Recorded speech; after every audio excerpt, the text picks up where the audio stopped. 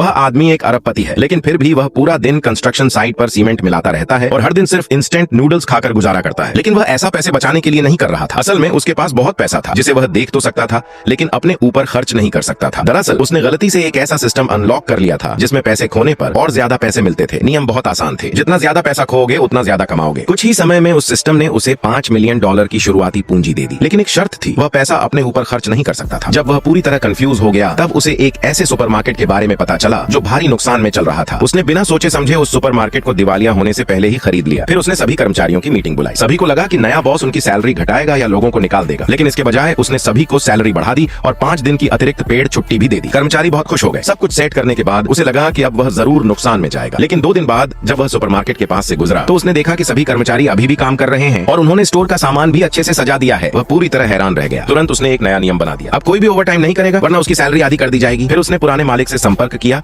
और पैसे कमाने के तरीके पूछे। जब पुराने मालिक ने अपने टिप्स बताए तो उसने अपने असिस्टेंट से कहा कि सब कुछ उल्टा करो, कीमतें सबसे कम कर दो, स्टोर की सारी सजावट हटा दो ताकि ग्राहक अंदर आना भी न चाहे। उसकी असिस्टेंट बहुत कंफ्यूज थी, लेकिन फिर भी उसने उसकी बात मान ली। कर्मचारियों को और ज्यादा डील देने के लिए वह खुद कंस्ट्रक्शन साइट पर जाकर काम करने लगा। तभी एक सहकर्मी ने उसे एक ऐसी नौकरी के बारे में बताया जो रोज $100 देती थी। वह तुरंत उस जगह गया, लेकिन उसे बिल्कुल उम्मीद नहीं थी कि वह जगह उसका अपना सुपरमार्केट ही निकलेगा। जब उसने स्टोर को ग्राहकों से भरा हुआ देखा तो उसने अपनी असिस्टेंट से पूछा, आखिर हो क्या रहा है? असिस्टेंट बहुत खुश थी और उसने बताया कि कीमतें घटाने के बाद ग्राहकों की भीड़ बढ़ गई और बिक्री आसमान छूने लगी। यहाँ तक कि सप्लायर्स ने भी अपने दाम कम कर दिए। सिर्फ 1 हफ्ते में उसके सुपरमार्केट ने $40 मिलियन कमा लिया।